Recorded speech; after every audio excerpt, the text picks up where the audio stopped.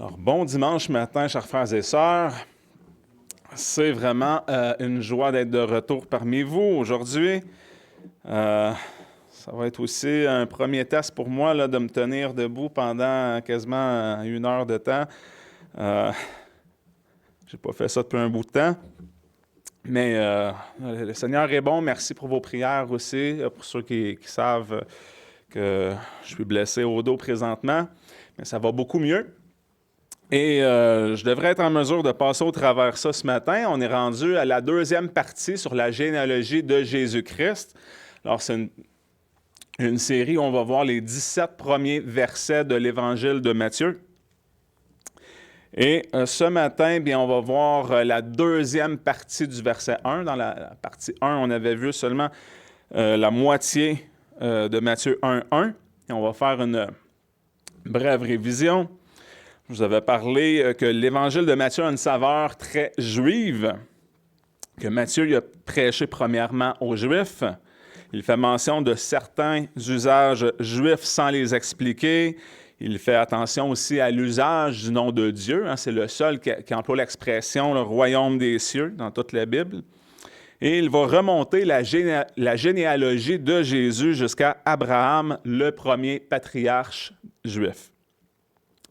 On sait que Matthieu aurait aussi écrit son évangile en langue hébraïque. C'est ce qui est affirmé dans les titres des versions arabiques et persiques, ainsi que dans la fin de la version syriaque. C'est mentionné que ce livre fut écrit en langue hébraïque, et il y a aussi plusieurs pères de l'Église qui nous confirment cette même information, comme quoi Matthieu aurait d'abord écrit son évangile en hébreu. Donc, il y a Papias, Origène, Eusèbe, Irénée et Jérôme qui en parlent. Matthieu va citer l'Ancien Testament plus souvent que tout autre écrivain du Nouveau Testament. Et Matthieu a aussi une portée universelle. Alors, ce n'est pas seulement pour les Juifs, bien sûr.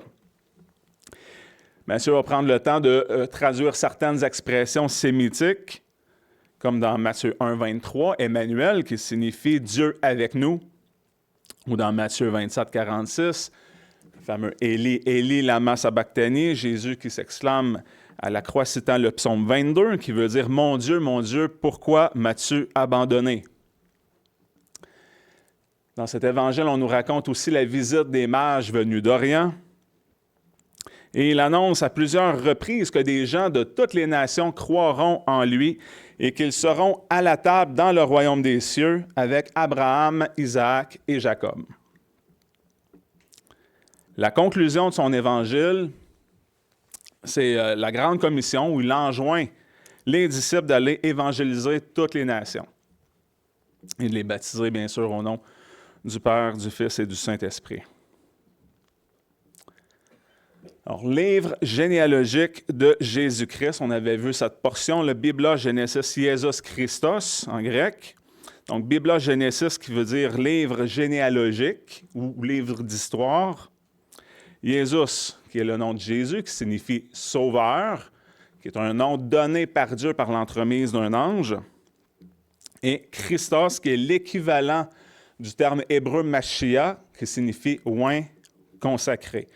Alors, quand on parle de Jésus-Christ, c'est vraiment Christ, c'est un titre qui est gigantesque dans l'Écriture puisqu'il se rattache à une multitude de prophéties.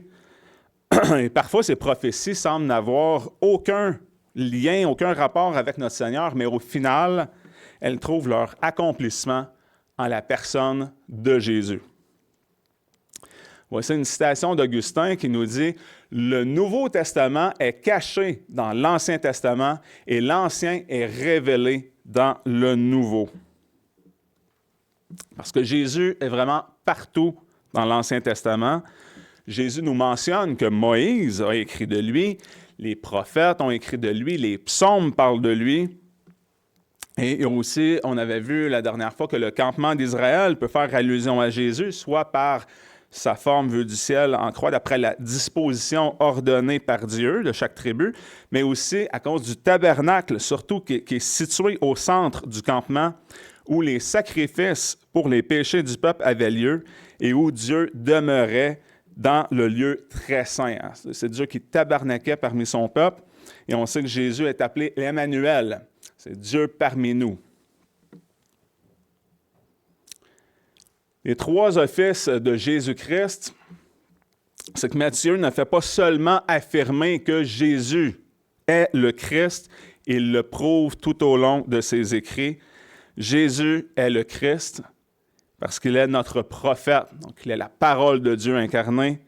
Il est notre souverain sacrificateur, c'est lui qui offre le sacrifice parfait, l'agneau de Dieu qui ôte le péché du monde, et il est aussi notre roi, c'est le Seigneur des Seigneurs, il règne sur nous. Et ce matin, bien, comme je vous ai dit, on va voir la deuxième portion du verset 1, donc livre généalogique de Jésus-Christ, fils de David, fils d'Abraham. Donc, débutons avec cette portion. Fils de David. Ios David. Ios veut tout simplement dire fils, et c'est un terme qui est fréquemment utilisé pour la descendance des hommes. Et le nom David se dit en grec David, avec un B à la place du V, en grec. En hébreu, le nom se prononce David pratiquement comme en français. Et ça signifie bien-aimé. Donc, je vais vous faire une courte présentation du roi David. Permettez-moi de...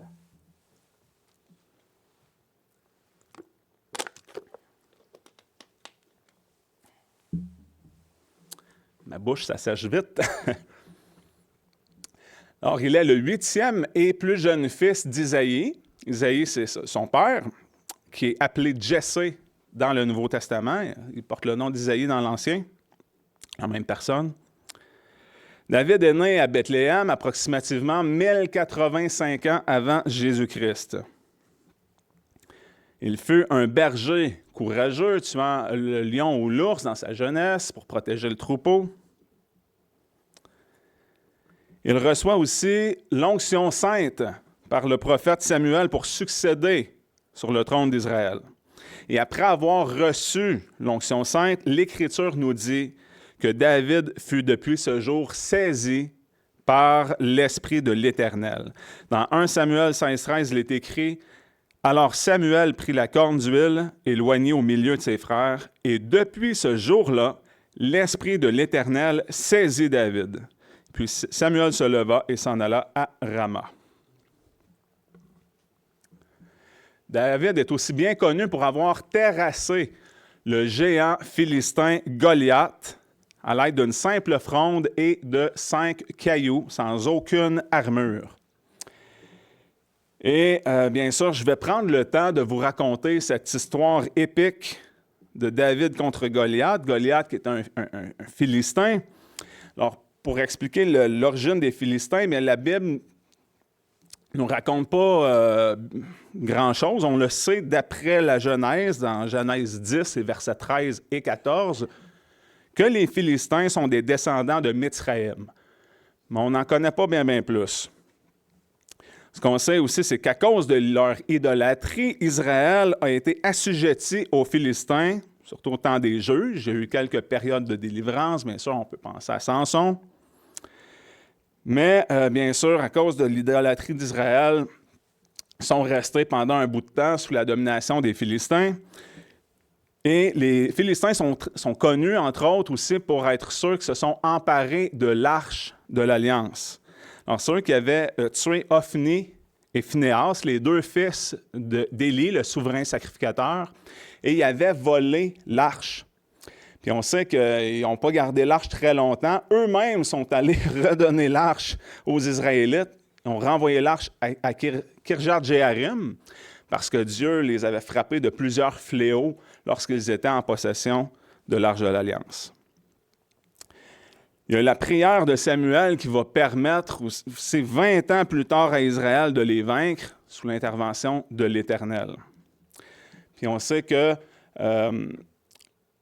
après que David ait eu battu Goliath, l'empire des Philistins a commencé vraiment à beaucoup décliner. Il y a quelques autres batailles qui nous sont racontées dans l'Ancien Testament. mais ils ont perdu beaucoup d'importance au même point qu'ils ont fini par se faire assimiler, même que le Nouveau Testament ne mentionne même pas les Philistins. Pour mettre la table maintenant pour cette confrontation épique entre David et Goliath, eh bien, je vais vous raconter l'histoire. Isaïe, lui, avait 8 fils, comme je l'ai dit plus tôt. Ses 3 plus vieux étaient auprès du roi Saül à la guerre. Alors, d'un côté de la montagne, il y avait l'armée des Israélites, et sur la montagne, de l'autre côté, il y avait l'armée des Philistins. Puis il y avait une vallée qui les séparait. Et le plus jeune fils d'Isaïe, David, lui était berger, il s'occupait du troupeau de son père. Et son père lui demande d'aller porter des vivres, de la nourriture à ses 3 plus vieux fils qui sont au combat avec Saül. Alors David, lui, fait le chemin. Et il y a un géant du nom de Goliath, un colosse, qui sort du campement des Philistins et qui, pendant 40 jours, va aller lancer le même défi aux Israélites, en les invectivant, en insultant leur armée et, bien sûr, leur Dieu au passage. Et il va, dans le fond, demander à ce qu'Israël puisse fournir un combattant et que les deux s'affrontent. Et, dans le fond, Goliath disait, si c'est moi qui est vainqueur et qui bat votre champion, bien, tous les Israélites vont devoir s'assujettir aux Philistins.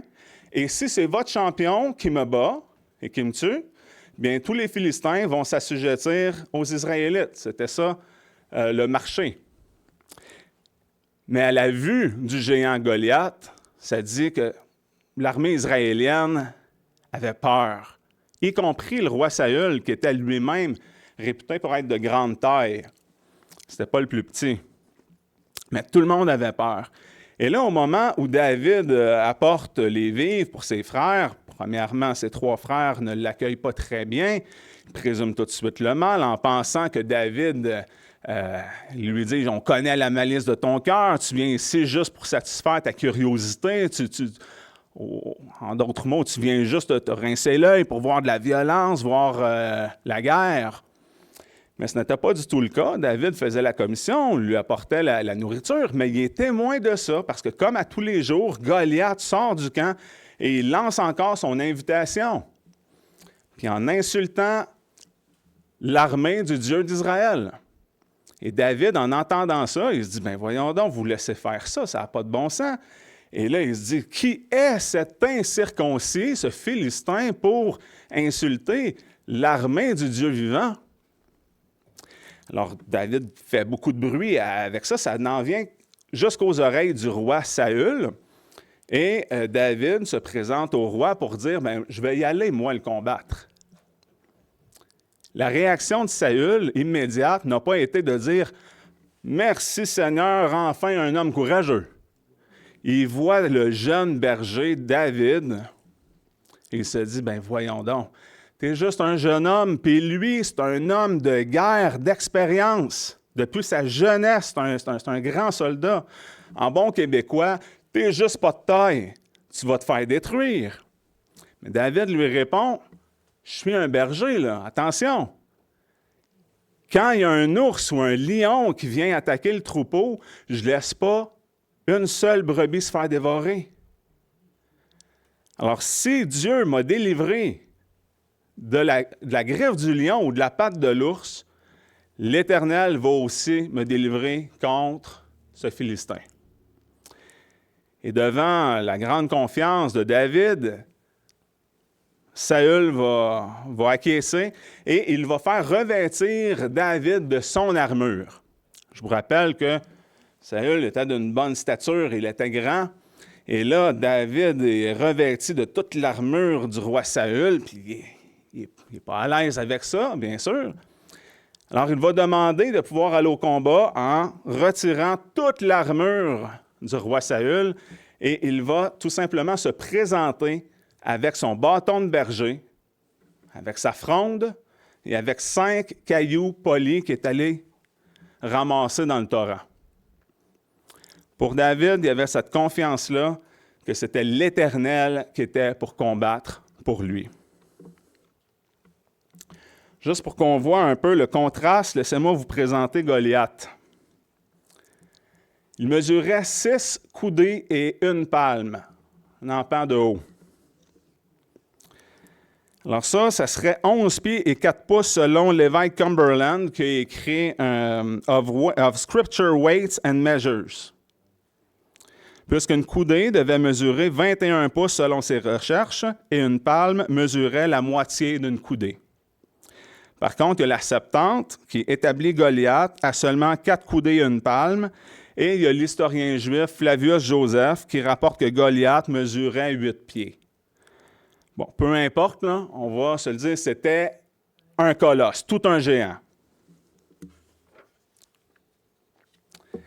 Il avait un casque d'airain sur la tête. Il était revêtu d'une cuirasse à écailles. Et cette cuirasse pesait 5000 cycles d'airain. Il avait aussi des jambières d'airain sur les jambes et un javelot d'airain entre les épaules. Le bois de sa lance était comme l'ensoupe d'un tisserand et la pointe de sa lance pesait 600 cycles de fer. Et celui qui portait son bouclier marchait devant lui. Certains estiment la cuirasse de 5000 cycles d'airain à 156 livres, que la lance devait peser 37 livres et demi et que la pointe de 600 cycles de fer pesait presque 19 livres. Donc, l'ensemble de toute son armure est estimé à 273 livres et 13 onces. C'est énorme. Puis lui, Goliath, il marche avec ça, là. Puis il ne fait pas juste marcher, il va au combat, il va se battre avec une armure de ce poids-là sur le dos. Incroyable. On peut voir le contraste avec David, qui lui s'avance pour affronter ce géant-là, ce colosse-là, sans aucune armure. Puis on se souvient qu'au départ, le roi Saül voulait lui le revêtir de son armure. Hein. On voit que Saül lui pense avec des moyens humains de dire on va t'équiper, tandis que David, lui, a une confiance absolue en l'Éternel. Et lorsque David se présente avec son bâton de berger, pas d'armure, pour aller affronter Goliath, Goliath méprise David. L'Écriture nous dit parce que c'est un beau jeune homme blond. Et là, il va lui dire, « Suis un chien, moi, que tu te présentes comme ça avec un bâton? » Et voici la réponse de David, dans 1 Samuel 17, versets 45 à 47.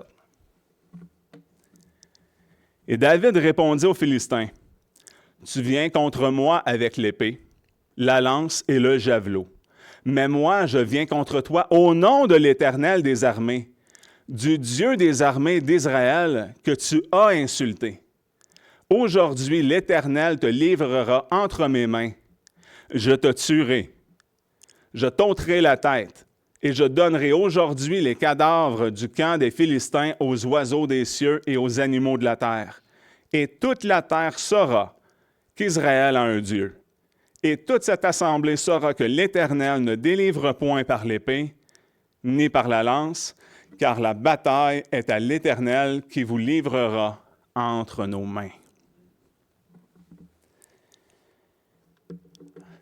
Il n'avait pas peur, hein, pour dire tout ça devant un aussi grand colosse, un homme de guerre. Alors là, suite à ça, bien sûr, Goliath se lève et il s'en va à la rencontre de David pour aller se battre. Et là, il y a un détail que j'aime bien particulièrement dans la parole. Ça nous dit que David se hâta. Fait que non seulement il n'avait pas peur, il voit le géant Goliath se lever pour aller à sa rencontre, pour aller se battre, puis pour le tuer. Mais David, plutôt que de reculer ou d'être saisi de crainte, il se dépêche d'aller à la rencontre de Goliath. Il arrive avec sa fronde, une pierre, il envoie ça direct dans le front. Goliath tombe raide mort au sol. Le combat est fini. c'est terminé. Au point où Goliath n'avait même pas eu le temps de dégainer son épée. Ça nous dit dans la parole que David, vu qu'il n'avait même pas d'épée sur lui, puis lui avait dit quelque temps avant, je vais te trancher la tête, c'est David qui a retiré l'épée du fourreau de Goliath, qui a pris l'épée de Goliath, puis il lui a coupé la tête. Puis David est parti avec la tête, il l'a amené à Jérusalem.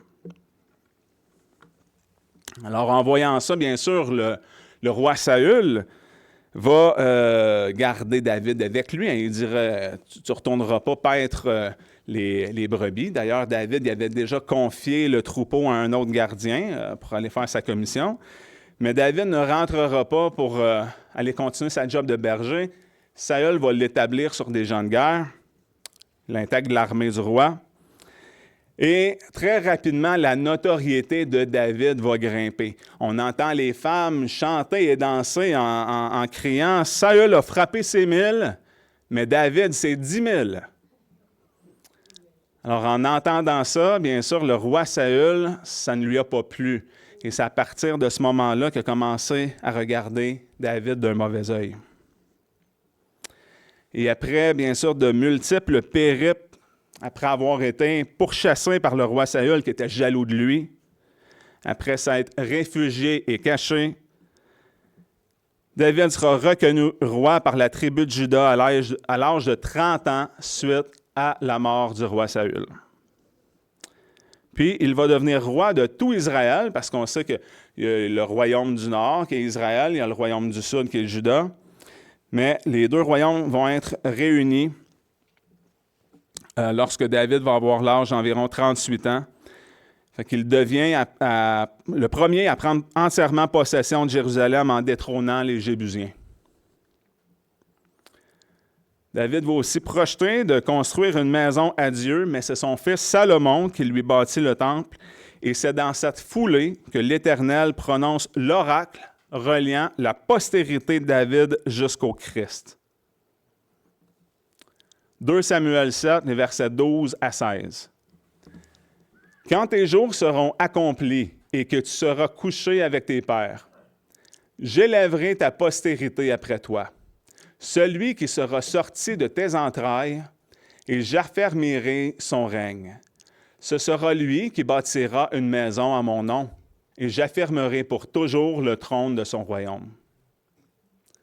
Je serai pour lui un père, et il sera pour moi un fils.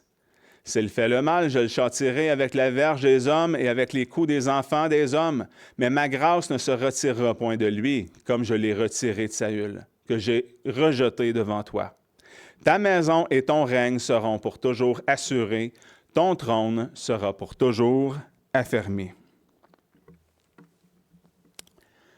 Concernant la construction de la maison, cela s'applique immédiatement à Salomon qui a construit le temple matériel, mais cela s'applique mystiquement à Christ, qui est le bâtisseur du temple spirituel de Dieu, qui est l'Église, dont nous sommes les pierres vivantes. On dit 1 Pierre 2,5. Et concernant l'affermissement du trône, cela ne concerne pas directement Salomon, mais plutôt doit être interprété par la postérité de David en général, mais avec une référence particulière à Christ, à qui le royaume appartient pour l'éternité. Psaume 89, 3 à 4. « J'ai traité alliance avec mon élu, j'ai fait serment à David, mon serviteur, disant, « J'affermirai ta postérité pour toujours, et je fonderai ton trône pour tous les âges. » Isaïe 9, 6 et 7. « Car un enfant nous est né, un fils nous est donné, et l'empire est mis sur son épaule. On l'appellera l'admirable, le conseiller, le Dieu fort, le Père d'éternité, le prince de la paix, pour accroître l'empire, pour donner une prospérité sans fin au trône de David et à son royaume, pour l'établir et l'affermir dans l'équité et dans la justice, dès maintenant et à toujours. La jalousie de l'Éternel des armées fera cela. »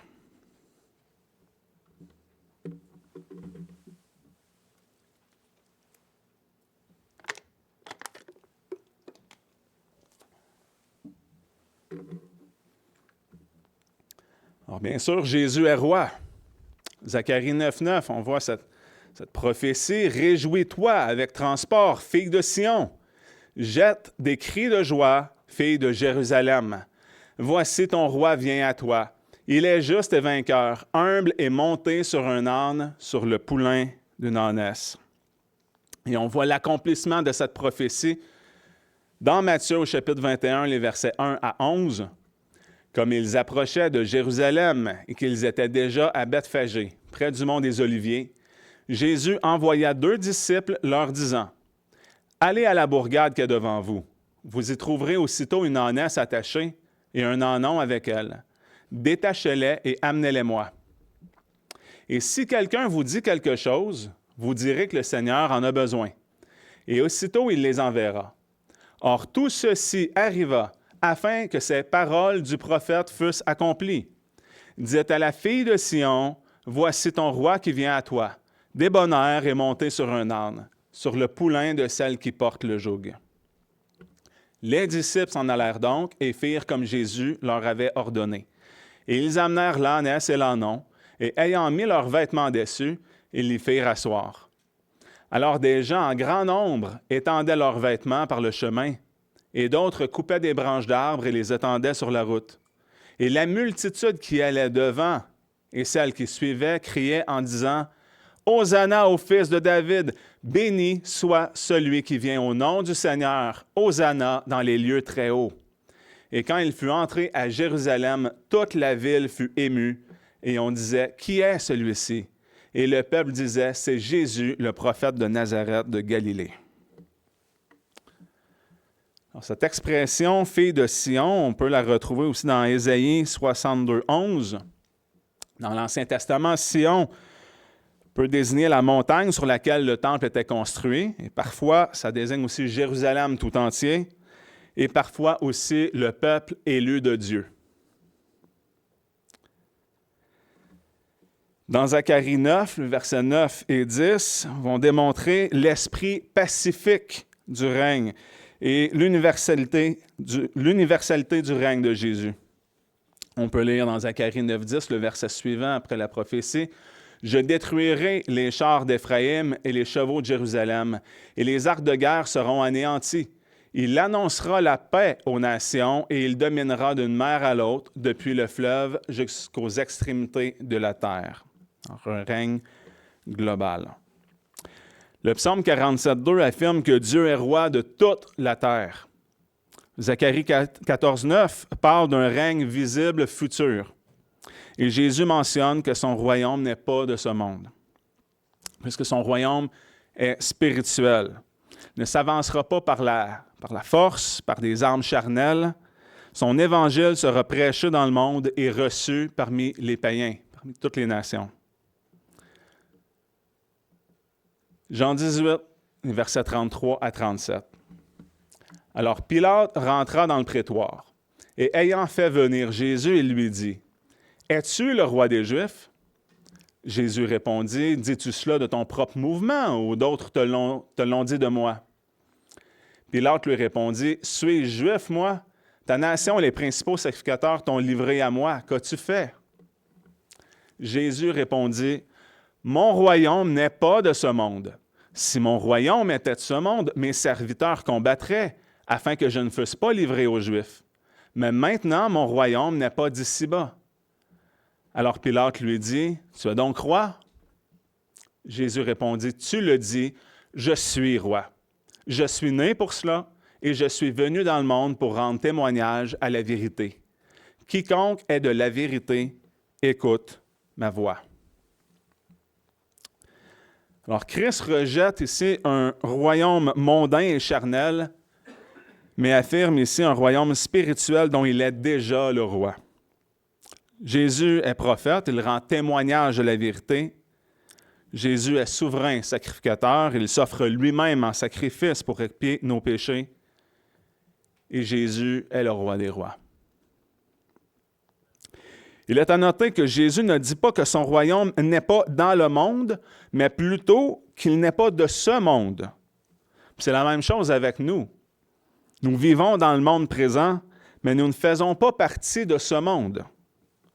Le monde fait souvent référence à tout ce qui est charnel, sensuel, mondain, les plaisirs immoraux que la vie d'ici-bas peut nous offrir et qui sont contraires à la volonté de Dieu. Alors, en d'autres mots, en faisant partie du royaume de Jésus-Christ, nous ne devons pas être attachés aux choses de la terre, au monde d'à présent corrompu et pécheur. L'homme naturel est esclave du péché et soumis à Satan qui est le prince de ce monde. Le Seigneur Jésus délivre et conquiert les cœurs. Il nous fait passer du royaume des ténèbres au royaume de lumière. Alors tout ça pour dire que le terme de fils de David évoque la royauté. Et dans l'Évangile de Matthieu, le terme « fils de David » est utilisé à 9 occasions et à 6 endroits différents, ce qui nous permet de ne jamais perdre de vue que Jésus est le roi des rois et que son règne ne prendra jamais fin.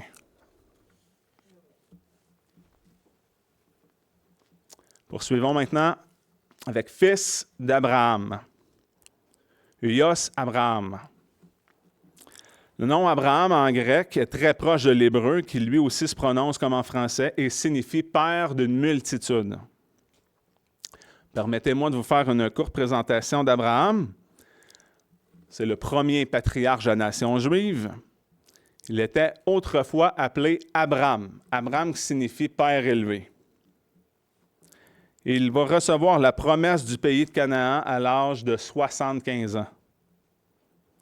Sans enfant et inquiet que son serviteur Éliézer devienne son héritier, il se fait promettre par Dieu dans une vision qu'il aura un fils et que sa postérité serait innombrable comme les étoiles du ciel. Genèse 15,6 nous dit « Et Abraham crut à l'Éternel, qu'il lui imputa cela à justice. » Abraham est réputé être aussi le père des croyants. On voit ça dans Romains 4, versets 11 et 12.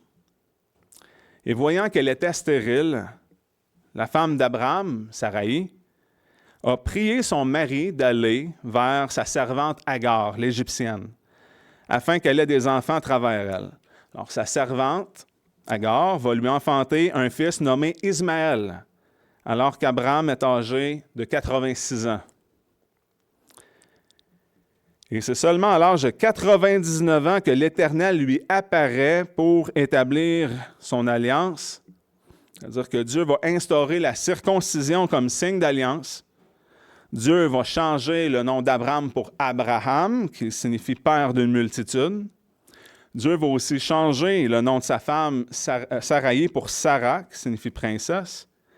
Et Dieu lui annonce qu'il aura un fils de sa femme Sarah, qu'il appellera Isaac, qui signifie rire. Parce que bien sûr, quand il a annoncé cette chose, alors qu'il était rendu très vieux, que sa femme Sarah était stérile, Sarah s'est mise à rire, même si elle le niait. Il a dit non, tu as ri. Et il lui a dit que son alliance serait établie avec Isaac. Donc ça passerait par Isaac, l'enfant de la promesse. 1 an plus tard, à l'âge de 100 ans, Sarah lui enfante Isaac tel que Dieu l'avait prophétisé. Et là, permettez-moi de vous raconter l'une des histoires les plus poignantes de toute la Bible. Il s'agit du sacrifice d'Isaac. Parce que Dieu va éprouver Abraham. On sait qu'ils ont attendu longtemps. Abraham était rendu vieux, sa femme était vieille, elle était même stérile. Et là, finalement, le miracle arrive. Hein? Isaac est né de sa femme Sarah. Et Dieu va demander à Abraham de prendre son fils. Il rajoute « ton unique ». Fait que même si Abraham avait déjà eu Ismaël avant, Isaac, c'était pratiquement considéré comme l'unique fils d'Abraham. C'était le seul qu'il avait eu de sa vraie femme, Sarah. Fait qu'il lui dit, prends Isaac, le fils que tu aimes, ton unique, et va-t'en au pays de Morija pour l'offrir en holocauste.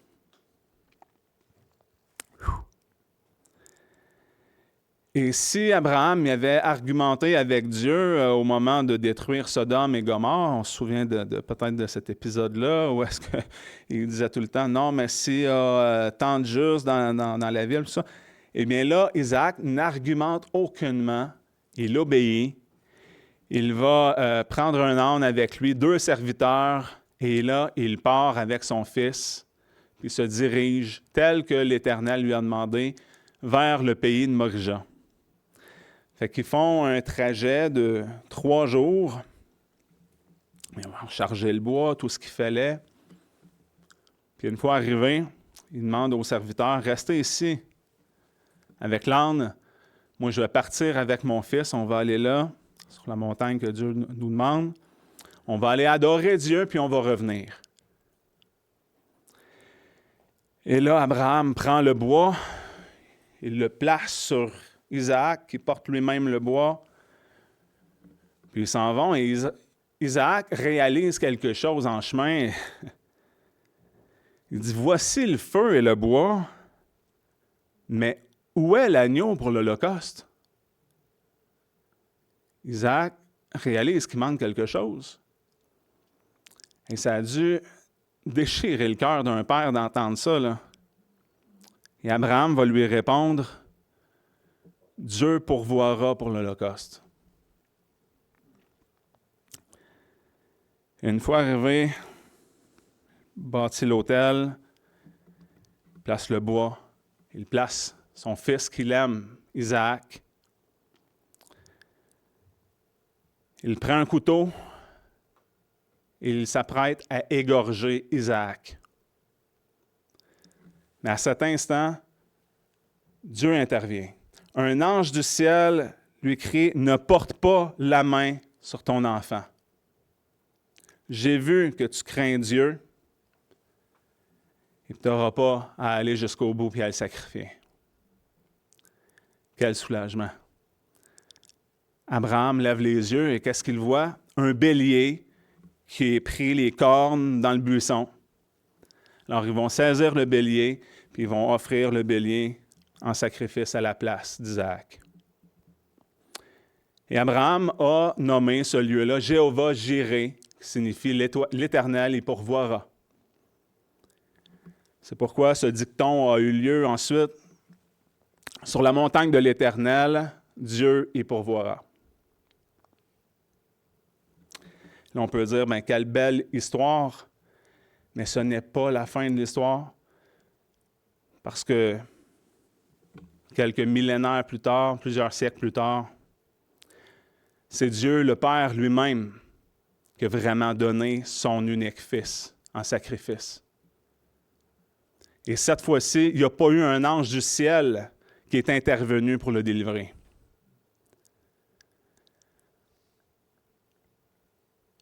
Lorsque Jésus a crié à Dieu, « Élie, Élie, lama sabachthani, mon Dieu, pourquoi m'as-tu abandonné? » Dieu n'a rien répondu. Parce que Jésus il a bu jusqu'à la dernière goutte, la coupe de la colère divine. Il est mort en sacrifice, il a versé son sang, il est allé jusqu'au bout. Et Dieu nous a véritablement donné l'agneau de Dieu qui ôte le péché du monde. Dieu a pourvu un vrai sacrifice parfait.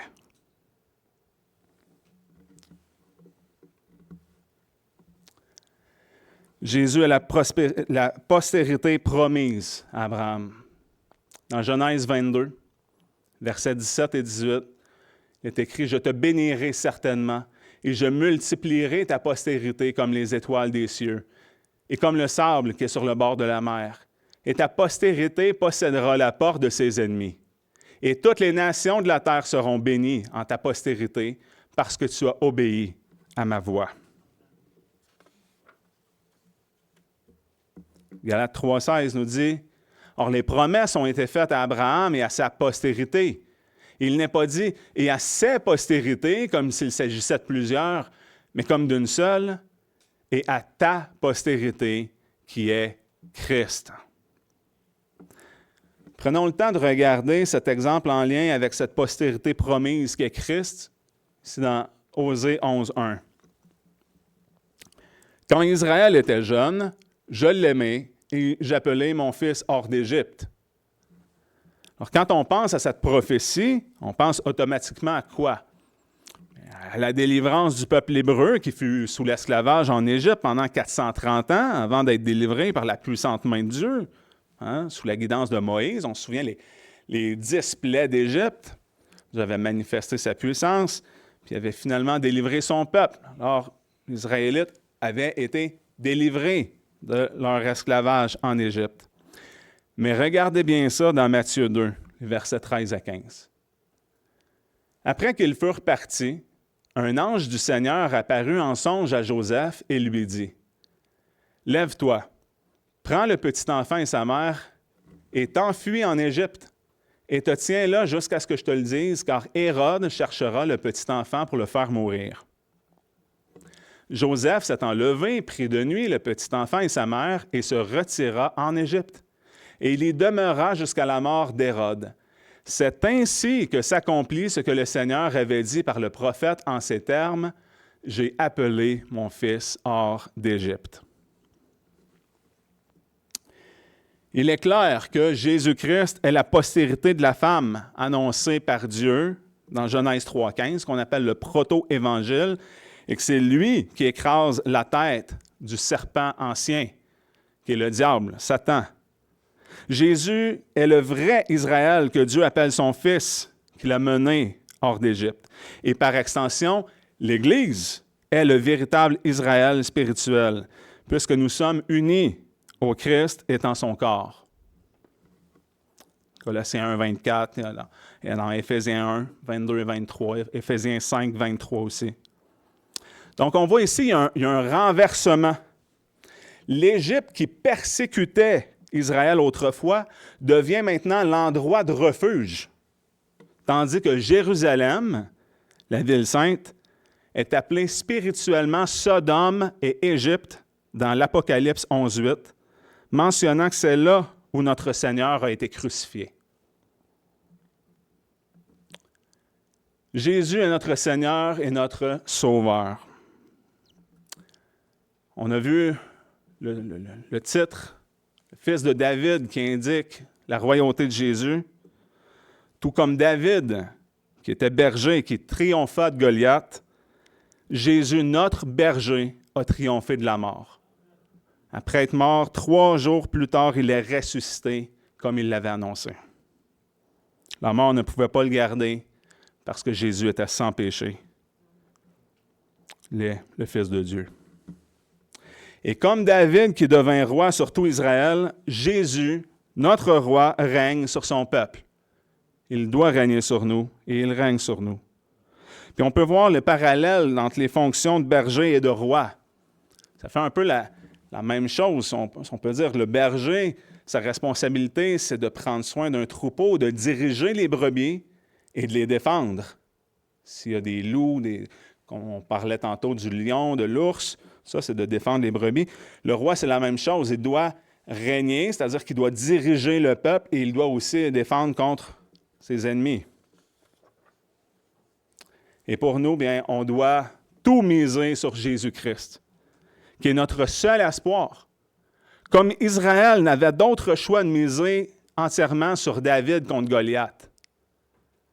C'était 1 contre 1. Si Goliath gagnait, Israël devait être assujetti aux Philistins.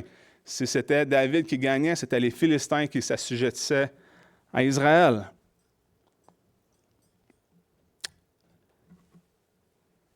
Eh bien, nous, on n'a rien d'autre que Jésus-Christ. Et c'est tant mieux ainsi parce qu'on n'a pas besoin de rien d'autre.